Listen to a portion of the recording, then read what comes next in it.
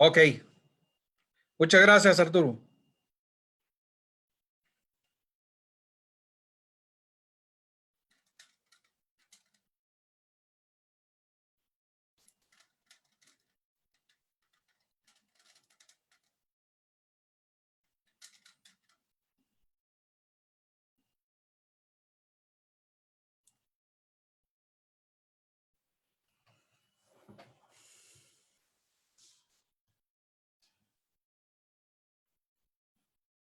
Muy bien, muy buenos días a todos.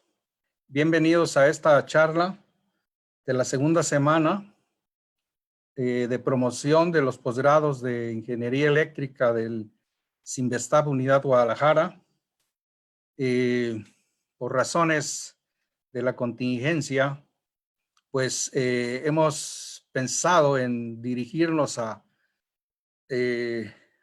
los estudiantes interesados en estudiar un posgrado en Ingeniería Eléctrica a través de este medio, y cada grupo de la unidad pues ha preparado charlas de promoción para invitarlos a venir a estudiar con nosotros.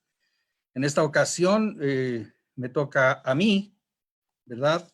Mi nombre es Juan Manuel Ramírez Arredondo y trabajo aquí en el Cinvestav Unidad Guadalajara en el grupo de los sistemas eléctricos de potencia.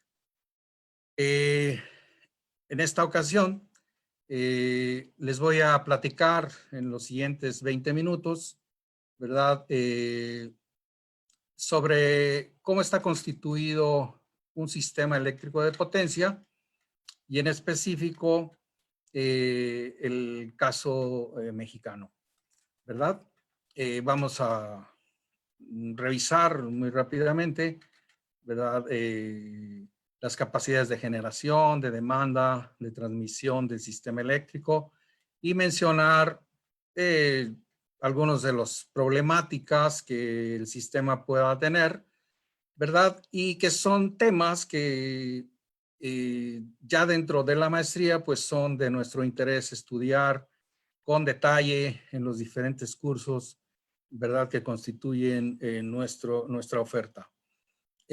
Aquí quiero enfatizarles mi email es jramirez@gdl.cinvestav.mx y por favor diríjanse a esa dirección todas las personas que estuviesen interesadas en estudiar la maestría en sistemas eléctricos de potencia con nosotros, porque pues vamos a manejar ahí la información, ¿verdad? De los siguientes días, ya que por motivos de la contingencia, pues no vamos a tener el propedéutico presencial, sino un propedéutico virtual a través de estos medios. Entonces les estaremos informando tanto en la página web de la Unidad Guadalajara como ya la gente específicamente del grupo de potencia, pues en esa dirección, jramirez@gdl.cinvestav.mx. Bueno, vamos a comenzar la charla técnica y pues vamos a hacerlo mencionando que en el caso mexicano existen algunas fuentes de información pública, ¿verdad? Que están disponibles para todas las personas, ¿verdad? Y que normalmente la CENER, la Secretaría de Energía, se encarga de publicar, así como el Centro Nacional de Control de Energía, CENACE, ¿verdad? En sus páginas respectivas, haciendo mención de los diferentes aspectos importantes, ¿verdad? Dentro de la estructura, dentro de la operación de un sistema eléctrico de potencia mexicano en este caso.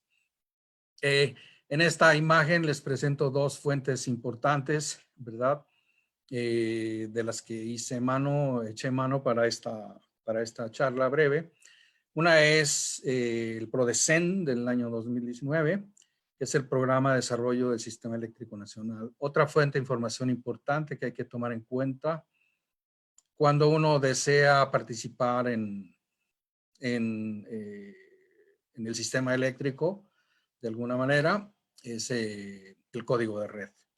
Entonces son fuentes de información públicas en las que hay que recurrir cuando uno desea participar en los sistemas eléctricos de potencia nacional en este caso. Bueno, vamos a comenzar mencionando que actualmente se tiene una estructura del sistema eléctrico en México similar a como se tiene en casi cualquier parte del mundo. Y toda esta manera de operar los sistemas, pues comenzó a surgir a partir de un paper seminal de 1970 del profesor Schwepp, ¿verdad? Sobre estimación de estado, donde les estoy presentando en esta lámina, da la referencia obligada a cualquier lector que esté interesado en los sistemas eléctricos de potencia y la forma de operar hoy en día. A través de un grupo de publicaciones, donde esta fue de las primeras, se empezaron a idear los modernos centros de control, ¿verdad? Y en México no fue la excepción. A raíz de los años 70, 80, ¿verdad? El sistema eléctrico mexicano se dividió en varias áreas de control, ¿verdad? Siendo 8 las principales que están en el macizo del territorio geográfico nacional y otras en la península de Baja California, ¿verdad? Por mencionar algunas, en la península, en Mérida, se tiene un centro de control, en Puebla otro, Ciudad de México está el Centro de Control Nacional, Central, en Guadalajara está el área de control occidente, ¿verdad? Y Monterrey está el noreste, Torreón, el norte, Hermosillo, el noroeste, ¿verdad? Y vamos a hablar pues algunas de las características que guardan la operación de un centro, de un sistema de estas proporciones, que como ya imaginan, pues se convierte inmediatamente, dada la extensión geográfica que abarca de varios miles de kilómetros entre el norte y el sur, pues se convierte en lo que denominamos en sistemas eléctricos un sistema, ¿verdad?, de gran escala. De gran escala que tiene problemáticas particulares y complicadas de resolver en muchos casos para su control y su operación. Entonces es ese control y esa operación de una red de gran tamaño como esta, la que nosotros en la maestría les damos a los estudiantes pues las herramientas, ¿verdad?, básicas para tratar de operar y controlar un sistema de gran escala, de gran envergadura, como representa un sistema eléctrico de potencia, ¿verdad? Entonces, con nosotros aprenden, ¿verdad?, las herramientas que les van a servir para operar una red como esta, aparte de otros tópicos, ¿verdad?, de investigación que les tratan de abrir, ¿verdad?, el panorama de las modernas herramientas, ¿verdad?, para abordar problemáticas relacionadas con la ingeniería eléctrica en general y con un sistema eléctrico en particular. Entonces, como decía, pues en México, como en prácticamente todos los países del mundo, pues se tienen estos centros de control modernos, ¿verdad? Desde donde un grupo de ingenieros pues se encarga del manejo, de la administración, de la operación, del control, ¿verdad? Y de forma que el usuario, nosotros, ¿verdad?, nunca nos falte la energía. Ellos se esfuerzan todos los días, las 24 horas del día, los 365 días del año, se esfuerzan en mantener la operación de la red, ¿verdad?, en un estado seguro, ¿verdad?, para nosotros, de forma que siempre contemos con ese servicio. Pero bueno, como en cualquier parte del mundo, a veces suceden contingencias, suceden disturbios que provocan que haya alguna alteración en la operación, pero ellos están perfectamente capacitados para salir adelante y resolver ese tipo de problemas. Y es el tipo de ejercicios, de herramientas que nosotros tratamos aquí en la maestría de enseñarles, ¿verdad? Motivarles a aprender para enfrentar día a día una operación de un sistema tan complicado como esto. Entonces, en principio, pues vamos a hablar aquí de algunas características del sistema eléctrico, ¿verdad? Vamos a comenzar con las capacidades de generación instaladas, ¿verdad? Entonces, aquí en esta tabla, ¿verdad? Están los diferentes áreas de control, la central, la oriental, la occidental, el noroeste, el norte, el noreste, las peninsular y la Baja California, indicándonos en esta tabla el nivel de la capacidad de generación instalada. Como pueden observar, es, por ejemplo, el área oriental, con su sede en Puebla, ¿verdad? De las que mayor capacidad de generación instalada posee, ¿verdad? En el caso de Comisión Federal y también en el caso de productores independientes, de cogeneración, de autoabastecimiento, etcétera. Representa pues el área de control que más generación, capacidad instalada de generación tiene. Le siguen por ahí el área central, el occidental, ¿verdad? Y las demás. Entonces, como pueden ver abajo, tenemos, grosso modo, ¿verdad? Hacia finales del año pasado, una capacidad instalada de alrededor de 70 gigawatts, ¿verdad? En el sistema eléctrico nacional. Esa generación está dividida en diferentes tecnologías, ¿verdad? En estas figuras podemos encontrar los porcentajes aproximados de cada una de las tecnologías. Por ejemplo, el ciclo combinado representa la tecnología más usada en el sistema nacional, con alrededor del 36.5%. La térmica convencional, el 17%. Tenemos hidroeléctrica, ¿verdad? Especialmente en el sureste, como veremos más adelante. Y tenemos por ahí ya un porcentaje que empieza a ser interesante de energías limpias, como es la eólica, la fotovoltaica, ¿verdad? Tenemos energía nuclear, ¿verdad? En la planta de Laguna Verde, con 2 unidades, ¿verdad? De 600 megawatts cada una. Entonces, así está distribuida más o menos las tecnologías de generación con las que se cuenta en México. En este mapa se ilustra de manera gráfica dónde están ubicadas las principales centrales, ¿verdad? De las que hemos hecho mención. Y noten, pues, en el sureste, básicamente la generación más importante es la generación hidráulica, ¿verdad? En esas plantas en cascada que están allá hacia el sureste, ¿verdad? Chicoacén, Malpaso, Peñitas, etcétera. Y existen algunas otras regiones con recurso hidráulico, en Nayarit, por ejemplo, y básicamente nuestra generación más importante, como veíamos anteriormente en el mapa, es más bien de tipo de ciclo combinado y térmica convencional.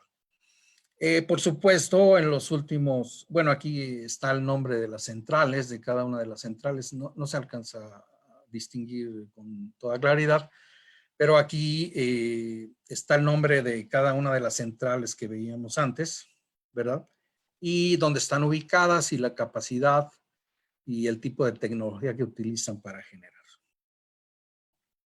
En los últimos años, como decía, también pues se han venido insertando a la capacidad de generación productores independientes, ¿verdad? Productores privados, y ellos normalmente utilizan tecnologías limpias como la fotovoltaica, como la eólica, ¿verdad? Para proporcionar servicio eléctrico. que lo suministran a través de la red de transmisión de Comisión Federal, ¿verdad? Entonces aquí son algunos, se ilustran algunos de los sitios geográficos donde están instalados estas centrales. En cuanto a la energía generada, ¿verdad? En esta tabla se muestra la cantidad de energía proveniente de cada una de las tecnologías diferentes que tenemos, la hidroeléctrica, ¿verdad? La nucleoeléctrica, ¿verdad? El ciclo combinado, etcétera. Para dar en total en el año 2018, por ejemplo, 317.278 gigawatts horas, ¿verdad? En ese año de energía. Este es el nivel, pues, del tamaño de nuestra red en estos momentos aproximadamente. También, pues, tenemos, por supuesto, el enlace que existe entre cada una de las centrales a través de líneas de transmisión. Los niveles de voltaje de transmisión en la red nacional son de 400, de 230, de 161 kV, ¿verdad? También hay de 138, 115 kV hasta 69 kV. En la tabla de la izquierda se resume la longitud de las líneas de transmisión en cada una de las áreas de control, ¿verdad? Por ejemplo, en el área occidente se cuenta con una longitud de 19.646 kilómetros en el 2017 y 17.753 kilómetros en el 2018, ¿verdad? Entonces, así para cada una de las áreas de controls, la tabla ilustra, pues, la cantidad de kilómetros de líneas de transmisión con las que se cuenta por área.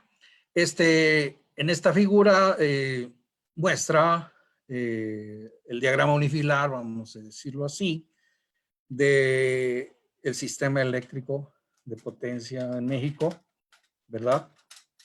Que como puede observarse es al nivel del centro de la República, donde hay una concentración importante tanto de generación como de demanda, ¿verdad?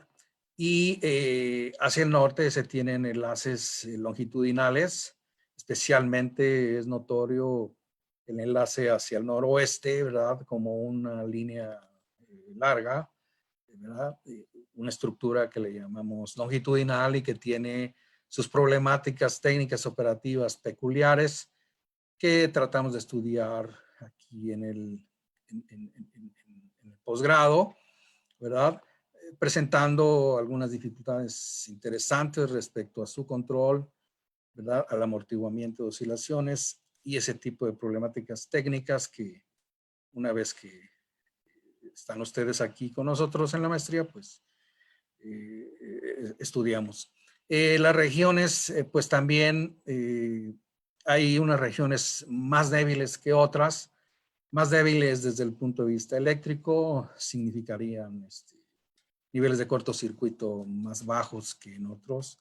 ¿Verdad? Los niveles de cortocircuito más altos están, como decía aquí, hacia el centro del país, donde tiene el grueso, digamos, de demanda y generación. Ahí se presentan niveles de cortocircuito más altos, son los nodos más robustos.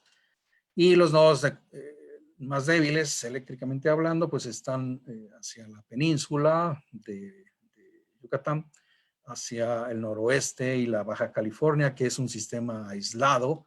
Entonces, pues presenta problemáticas operativas interesantes de conocer y de resolver, ¿verdad? Entonces, esta es en general la estructura de nuestro sistema eléctrico de potencia, con las problemáticas que eso conlleva.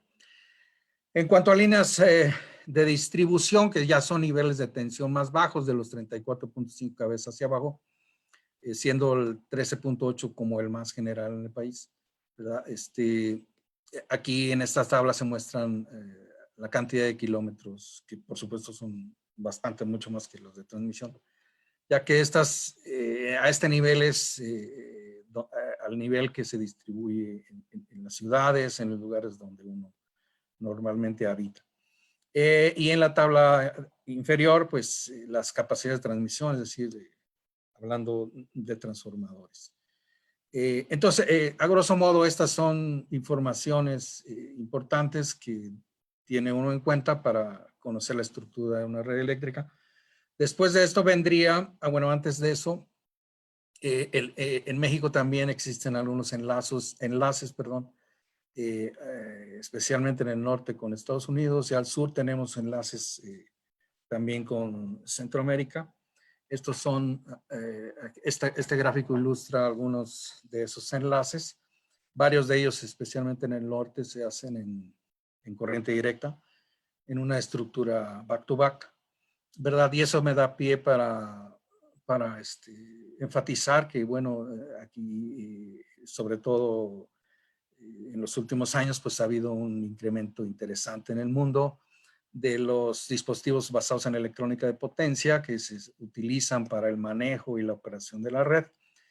Y en un enlace back-to-back en corriente directa, pues es un ejemplo de ello y es un ejemplo de lo que denominamos los sistemas flexibles de transmisión o FACS, por sus siglas en inglés, y que también es uno de los temas que manejamos, ¿verdad?, en los cursos de maestría, los tipos y principales de dispositivos basados en electrónica de potencia.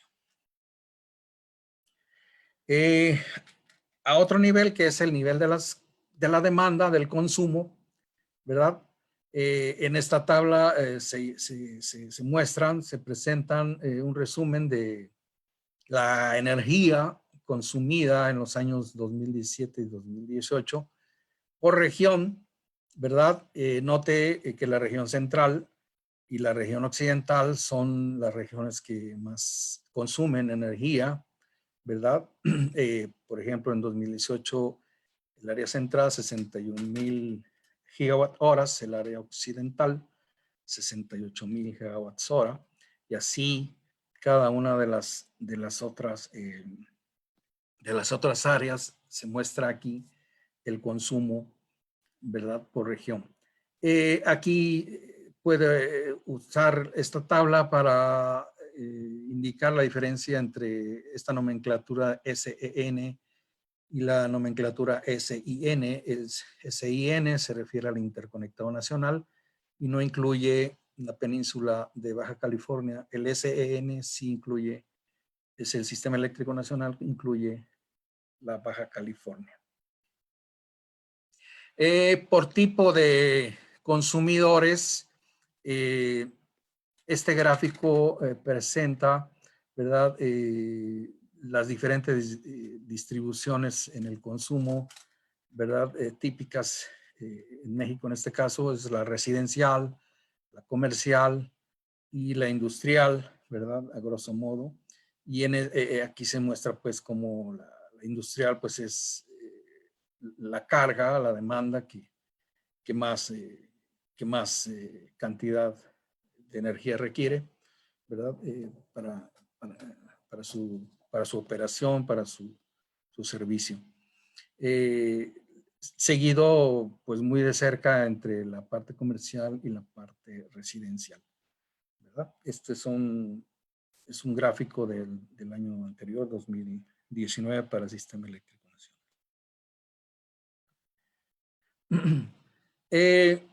Cada día el Centro Nacional de Control de Energía publica, ¿verdad?, sus requerimientos de reserva, ¿verdad?, de reserva de generación en megawatts, ¿verdad? Esa reserva la utiliza el Sistema Nacional para prever para una posible contingencia severa que haga que se requiera energía, ¿verdad?, no programada, no prevista, y que puede suceder cuando pasan contingencias, ¿verdad?, que no están programadas y que son eventos fortuitos, ¿verdad?, como la caída de una línea, como la salida de un generador por algún problema.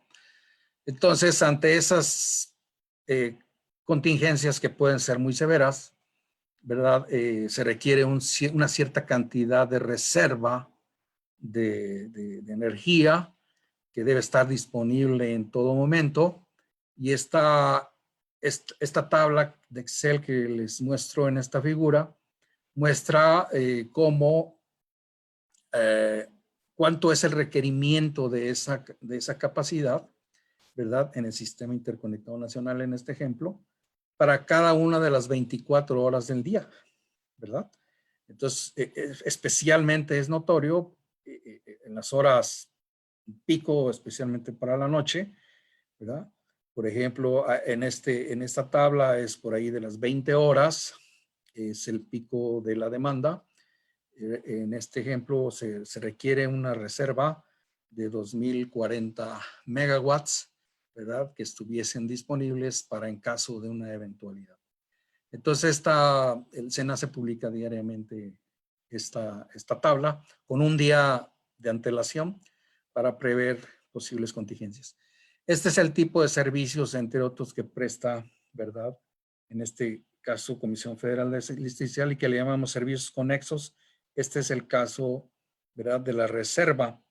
Y como servicios conexos también las empresas requieren otro tipo de servicios, por ejemplo, reservas de reactivos. En el ejemplo anterior se presentaban reservas de activos, ya de potencia activa. También se requieren reservas de reactivos, ¿verdad? Para estas eventualidades posibles que puedan llegar a suceder y que van a ser necesarias para soportar el voltaje. Asimismo, se pueden requerir servicios auxiliares para arranques negros y tipo de servicios, ¿verdad? Que pueden eventualmente pasar en una red y para la cual, ¿verdad?, el prestador de servicio debe estar preparado en caso de que llegara a suceder una problemática operativa de tal naturaleza. Entonces, estos servicios se les llaman servicios auxiliares y siempre lo va a requerir la empresa.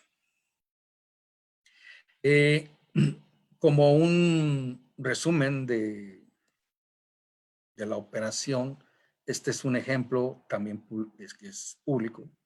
Lo encuentro en la página, pues, del SENACE en este caso, de cómo manifiesta, ¿verdad?, el SENACE su condición operativa en cierto día. Este ejemplo que está aquí es del 27 de febrero de este año y dice que a las 9:05 horas la Gerencia de Control Regional Occidental del Sistema Interconectado Nacional se declara en estado operativo de alerta en la zona León. Es decir, aquí manifiesta que ese día, a esas horas, hubo alguna contingencia, alguna situación que hizo que el sistema alcanzara un estado de alerta, ¿verdad? Y para lo cual, pues, pone de manifiesto la necesidad de estar atento a que esa contingencia no vaya más allá, que no evolucione de tal forma que puede llevar al sistema a una situación de colapso, ¿verdad? Cosa que todo el mundo no lo desea. Entonces es un tipo de reporte que diario se presenta, ¿verdad?, sobre la condición operativa en la red. En esta lámina se muestra un zoom, vamos a decirlo así, de una de las áreas, ¿verdad?, del Bajío, donde en este caso que se está mostrando aquí como ejemplo, se indica que existe un problema de reactivos, ¿verdad?, que hace que el perfil de voltaje de una cierta parte de este subsistema presente exhiba voltajes bajos, un perfil bajo de voltaje, y posibles medidas para resolver esta condición indeseable. Recuerde usted que existen dos índices muy importantes para valorar la calidad del servicio eléctrico. Uno es la frecuencia, otro es el nivel de voltaje. Entonces, en la maestría, usted va a aprender, ¿verdad?, la manera va a tener las herramientas que le permitan valorar si una cierta parte del sistema está operando o puede llegar a operar en condiciones no deseables, sea de frecuencia, sea de voltaje. Como en este ejemplo se trata de ilustrar una condición en una cierta zona de suministro donde existe un problema de bajo voltaje y las posibles maneras de resolverlo. Por ejemplo, aquí se menciona una compensación capacitiva necesaria en la zona en Querétaro y otra por León, ¿verdad? Entonces, ese es el tipo de análisis que usted va a aprender a realizar y la forma convencional y algunas veces no tan convencional de resolver estas problemáticas son de las cosas que pues usted va a aprender aquí, ¿verdad? Con nosotros en los diferentes cursos de la maestría. Este es pues, como digo, solo un ejemplo de una problemática. No son las únicas, ¿verdad? Aprenderá cómo valorar cuando se tiene una sobrecarga en un alimentador, en una línea de transmisión, cuando puede llegar a suceder un bajo perfil de voltaje o, en otros casos, un problema de oscilaciones, por ejemplo. Bueno, en esta primera aproximación, en esta primera charla con ustedes, no quisiera extenderme más, ¿verdad?, en esto. Y quiero cerrar en estas 3 láminas siguientes, recordando los requisitos, ¿verdad?, para ingresar a nuestra maestría. Recuerde que nuestra maestría es una maestría de 2 años y de tiempo completo. Es decir, nosotros no tenemos la opción de medios tiempos, tiempos parciales, solo de tiempo completo, ¿verdad? Y nuestro programa pertenece al Programa Nacional de Posgrados de Calidad de CONACYT, por lo que todos los estudiantes, esperemos que así sea, porque las políticas de CONACYT han venido cambiando, todos los estudiantes aceptados a estudiar nuestra maestría, pues van a contar con una beca de manutención y la maestría no tiene costo alguno, usted no pagará ningún 5 por ningún motivo mientras sea estudiante aquí con nosotros. La unidad Guadalajara, el CINVESTAB, tiene 5 líneas de intensificación que llama CONACYT: ciencias de la computación, control automático, diseño electrónico, sistemas eléctricos de potencia y telecomunicaciones, ¿verdad? En este caso, pues he tenido el gusto de estar con ustedes un ratito, unos minutos, hablando de algunas cosas introductorias del sistema eléctrico de potencia. Y así, en los siguientes días, ¿verdad?, usted puede checar en la página web, vendrán otras charlas, ¿verdad?, de otros colegas de otras áreas, ¿verdad?, motivándolos a venir a estudiar con nosotros. Recuerde, el próximo viernes 22 de esta semana a la otra, tenemos nuestro examen de preselección, ¿verdad? El viernes 22. Y el propedéutico va a comenzar el día 8 de junio. El día 8 de junio va a iniciar el propedéutico. Y en el caso específico de sistemas eléctricos de potencia, ese propedéutico va a ser en línea, ¿verdad? No va a ser presencial, dada la contingencia, ¿verdad?, sanitaria por la que estamos pasando. El propedéutico durará pues del 8 de junio al 3 de julio, de tal forma que el 6 de julio será el examen de admisión, ¿verdad? Y los estudiantes que sean admitidos se entrevistarán también virtualmente del 9 y 10 de julio para que nuestra lista de admitidos esté hecha pública el 14 de julio en la página web de la unidad. Estos son algunos requisitos para el ingreso, pues sobre todo